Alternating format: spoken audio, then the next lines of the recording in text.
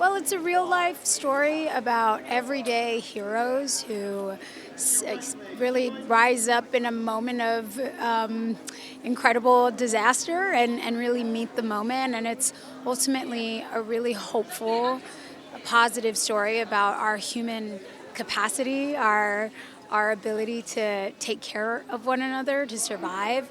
And, hopefully it honors the people who lived through the Paradise Fire in 2018. Yeah, of course. My real life heroes are all the everyday people that I grew up with who made everything feel possible in my life. They're everything from my mom, my teachers, a friend's parent who showed up or reached out in an important time, and everyday heroes are my heroes. It was a wonderful experience. It was untraditional the way the film was shot. Paul, who is really masterful and so experienced, had a very unique way of shooting this film, and we always felt so supported and like we had the trust of Apple. And it's exciting that the platform is so wide and that so many people around the world are going to get to see the film at the same time.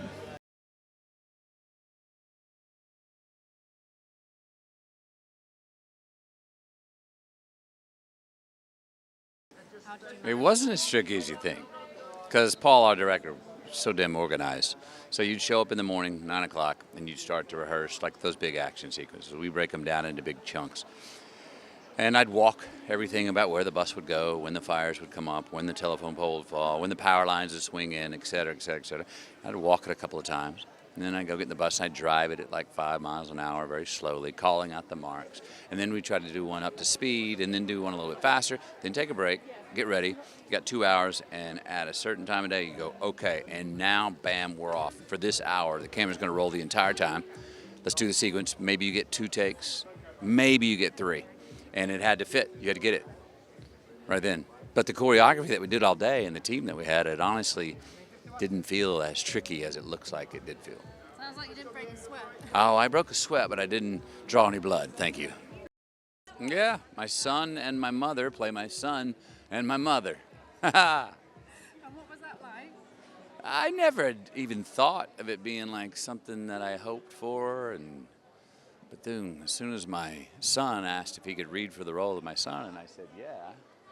Hey, bud, that guy saw his audition without his last name on it and said, this is the good. And then he turned out to be my son. He goes, even better.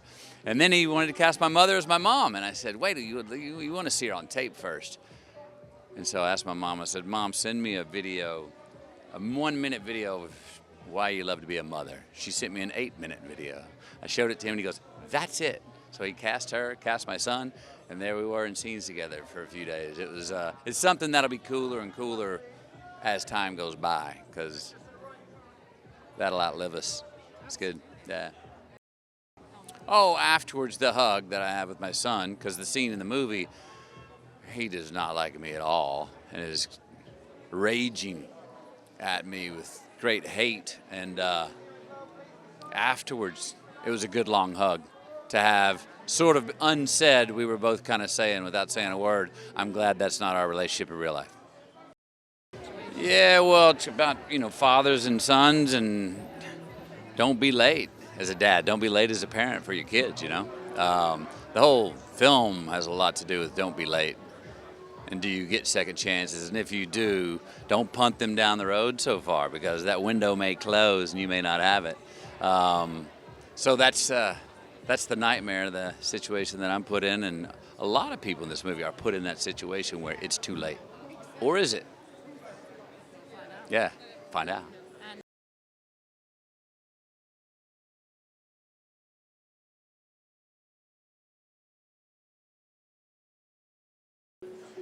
When you look back, you spend so much time agonising about films that you end up not making. And most of the ones you make are like instant. This one was like that.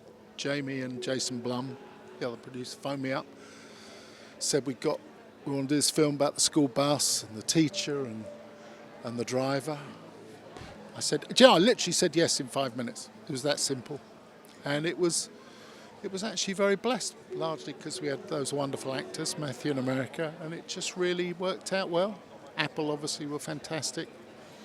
It all just sort of came together. There was a strong belief, I think, amongst everyone that this would work as a movie. Well, I think the most pleasing thing is that look, it's a responsibility when you do films about real stories, obviously, because, there are real people's lives. It's important subject matter, I guess. It was a terrible, terrible tragedy, but this is a story of hope and inspiration, and that, I think, is the thing that I'm happiest about. It feels like an inspiring story and obviously a very intense and visceral sort of movie experience, but I think ultimately it's very life-affirming. Got the whole clan, yeah, Levi. I didn't know it was. I just remember we were looking to cast the son, and I saw a bunch of tapes, and I saw his tape, and I went, oh, he's brilliant. Let's have him. And then I phoned up, and there was a long pause. They said, you do know it's Matthew's son, don't you? I said, I had absolutely no idea. I just saw Levi. I didn't know it was his son. There you go. Shows you. And then his mum too, of course. She was hilarious.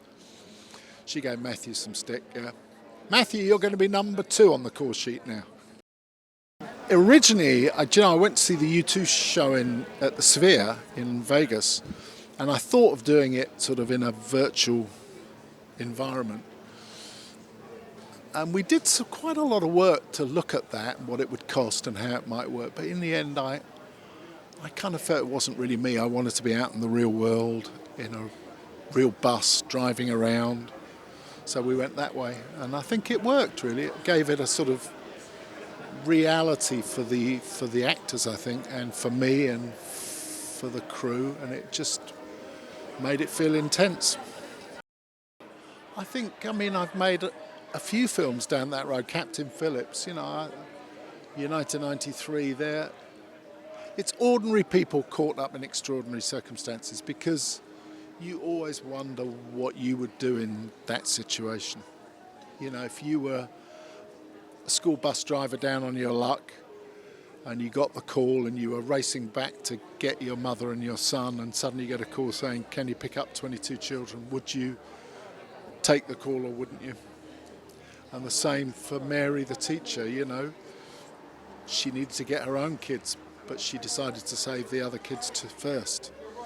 And those are the sort of heroic moments that are entirely unexpected. It's not like you get time to think about them. It's like, in the moment, do you step up or don't you? And I always find those stories incredibly inspiring. And I think most movie audiences do too, because it's not the heroism of superheroes and spandex and all of that. It's just ordinary folk.